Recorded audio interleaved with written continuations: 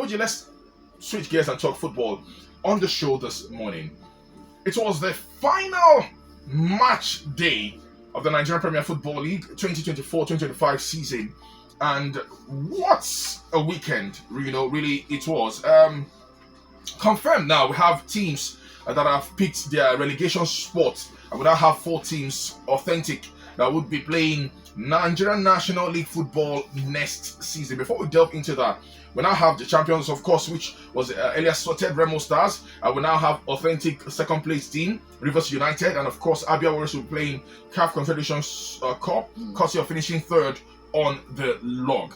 Let's talk about the relegated teams. Heartland Football Club have been relegated to the lower division of the Nigerian football cadre, despite beating Akwa United in the final league game of the season. Now, the Millionaires, who were relegated for the 4th time in the last decade, had never been relegated in their history before 2016. But guess what? 2016 up until date, it's been relegation upon relegation upon relegation upon relegation. Now, Akwa United also joined the Millionaires to the Nigerian National League after a poor season under series of coaches during the course of the campaign. Meanwhile, Shooting ended the season with an emphatic 5-1 victory against former champions in Enugu Rangers. I didn't see that result coming one bit. Of course, it was a big bashing, really, for Rangers. Ikorodu City did beat Abia Warriors 3-2 in Lagos.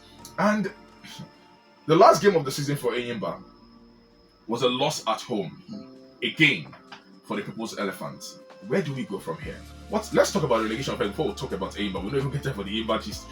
Akwa United, Heartland, alongside Sunshine and Lobi Stars, all relegated to play Nigerian National League football next season. Heartland coming from the back door to buy success and eventually not being able to hold on to success. I think they should be ashamed of themselves. This is the stark reality of where football is, or where football management is, rather. Let me not use football management is, because it's always been about pathos over the years. But then I'm a bit concerned because when the new technical advisor of the team came on board, Emmanuel Amonike, at least we're told by the governor or told by him that he had full access.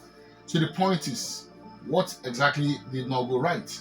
Okay. There was a time when it did look like they had a turnaround of fortunes. Results were beginning to go their way, and then it was back to status quo, which is struggling.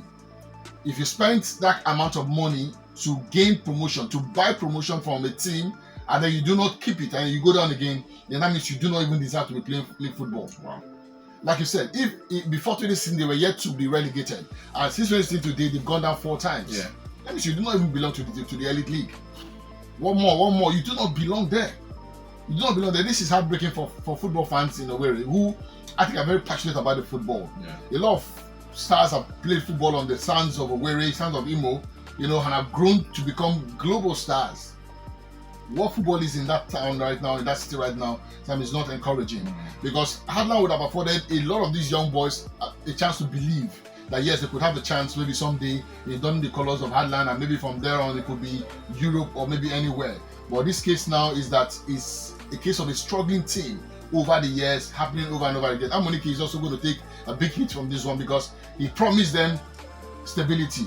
He promised them was he continental football even at the time, and then here it is, some relegation for them. I think that is what it is. For Akwa United, I'm a bit concerned because it's also an indictment on the present government of Akwa Ibom State, because we've known Akwa United at least on the days of was it Akpabio? Yeah, Akpabio. Yeah, where he pumped a lot of money, and we saw what they were about. They were getting continental tickets. Fighting on all fronts to the very end. They even won the league at the time. Yeah, they did. So what went wrong? A new government has now come in place, and they're not getting as much support as they used to get. And now this is where they are relinquishing in the murky waters of relegation. This is not Akwa United that we knew of years ago. It's a bit of a problem. Therefore, Sunshine, I don't know what the politics is. But I recall that there was one time when they were talking about Ondo State Sports. Something commission, this, I think there was that football commission, OSFC also. That battle and all of that, I think also affected them somewhat. And sadly, some they are down. For Lobi Stars, their story has been out there from the beginning of the season. They were the whipping boys of the league. For the team that were playing Super 6, when was that I went to Lagos for the Super 6? 2023, yeah. They played Super 6, and here they are, some whipping boys, losing as much as how many games? This is over 22 games they lost.